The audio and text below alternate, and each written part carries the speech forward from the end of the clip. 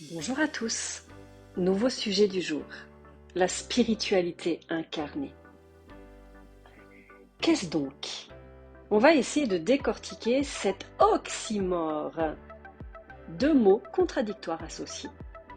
On a longtemps classé la spiritualité au rang de perché, de personnes non ancrées, en l'air, à vivre d'amour et d'eau fraîche, suivant sa vie à coups de réponses reçues, de l'extérieur, du ciel, de Dieu, de l'univers, de tirage de cartes, de guidance, de signes, de synchronicité.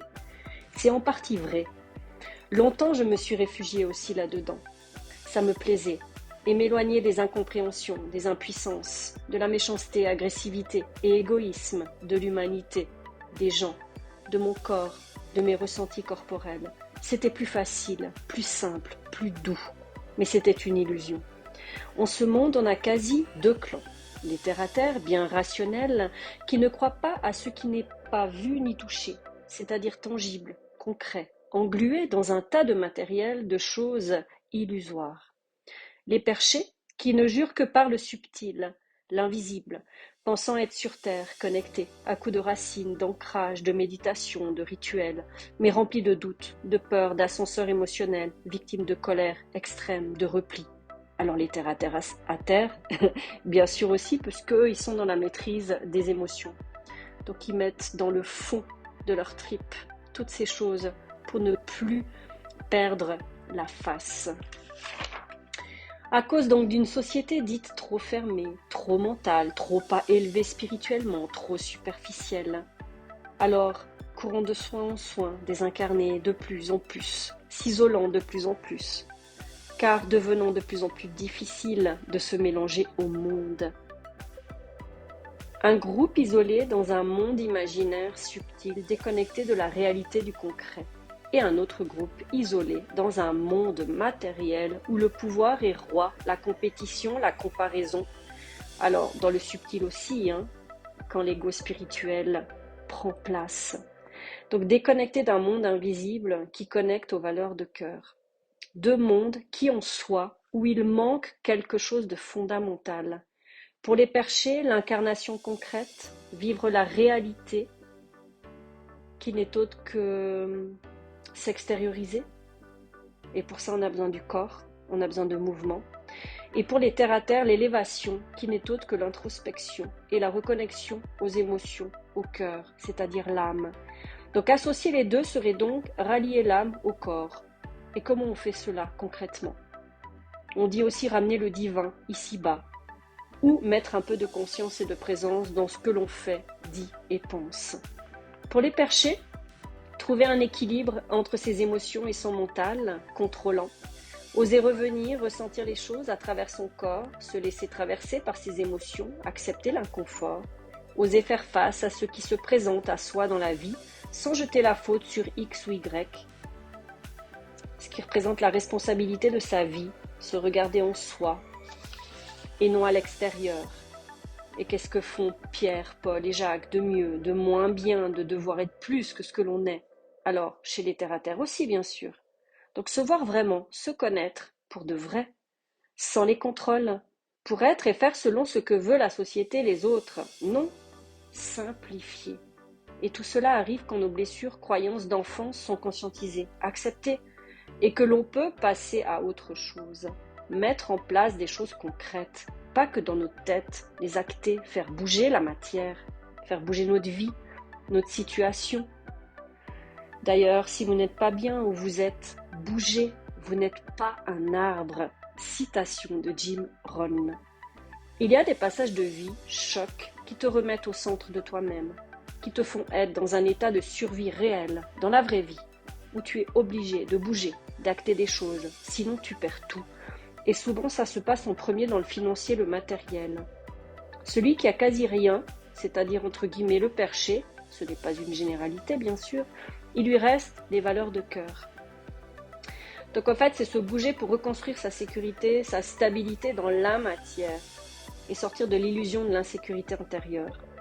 Celui qui a tout sur le plan matériel, c'est-à-dire les valeurs matérielles et financières, il lui reste un vide intérieur. C'est là souvent qu'est le burn-out, la dépression, les maladies, ou un choc aussi d'une autre façon. On plonge en soi pour aller contacter ces ressources profondes. C'est cela spiritualiser la matière en gros.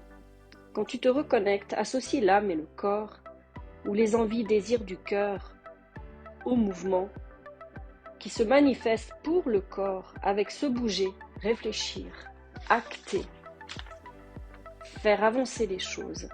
Tu t'écoutes, tu t'observes, tu apprends à te connaître.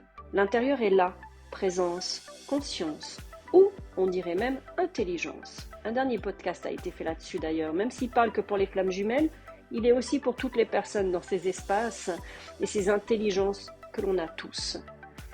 Pour retrouver chacun son potentiel inné. Donc tout se coordonne ensemble, plan mental, plan spirituel, plan physique, plan émotionnel. D'ailleurs, les plans qui sont très terre à terre, c'est le plan corporel et le plan émotionnel. Et les plans qui sont très subtils, c'est les plans spirituels et les plans... j'ai un petit doute, au fait. Je reprends simplement mon info. C'est le plan corporel et intellectuel qui est très matière, et c'est le plan, en fait, émotionnel et spirituel qui est très subtil. Mais tout le monde a cette connaissance, puisque nous sommes tous reliés aux terres et à la terre et au ciel. Nous sommes tous en verticalité dans notre forme de corps. Donc sur le plan énergétique, c'est très différent, parce qu'il y a tous les différents corps aussi. Il y a les chakras, si tu préfères. C'est la même chose. Dans les chakras, au fait, tu as les chakras du bas qui sont reliés à la matière et tu as les chakras du haut qui sont reliés au ciel. C'est la même chose, tout est lié. Donc tu réunis toutes les parts de toi pour construire la vie qui te va à toi. C'est comme des paliers que tu passes. À chaque fois que tu conscientises quelque chose, à chaque fois que tu guéris une blessure, à chaque fois que tu reviens vers qui tu es, à chaque fois que tu enlèves les masques et les rôles que tu as dû jouer, parce qu'on t'a imposé ces choses, parce que tu as été bridé. Donc là, il n'y a plus de fuite, ni dans la tête, ni dans les addictions, dans la matière, addictions de toutes sortes, ou la fuite du monde aussi. Chacun son rythme, sa vie, son chemin d'âme, ses expériences à vivre, ses gens à rencontrer pour grandir. La vie est un mélange de pas sages, un pas sage, c'est-à-dire vers la sagesse, pour gagner en maturité. Tu sais un petit peu les passages de l'enfance à l'adulte accompli. L'adulte mature. C'est quand tu es sorti du conditionnel et du sacrificiel, avec tous les conditionnements, tout ce qu'on nous a appris, tout ce qu'on a cru, tout ce qu'on a joué comme rôle. Donc c'est tout un mélange entre l'invisible, ce qui se passe en amont, et le visible, ce que tu vois selon tes champs de conscience. Alors être spirituel n'est pas le nombre d'heures passées à méditer, à rester en silence, à jeûner, à ne plus boire d'alcool ou à ne plus manger telle ou telle chose, ou à aller dans des ashrams, à partir en retraite, rentrer dans des communautés particulières. N'as-tu pas remarqué d'ailleurs quand tu vis cela, combien il est dur de revenir à la réalité? Et beaucoup de gens utilisent cette phrase-là. D'ailleurs, cela montre bien qu'il manque quelque chose. Le corps, la réalité, avec le ressenti intérieur et qui on est en dedans. L'un ne va pas sans l'autre. Séparer les choses alimente la dualité.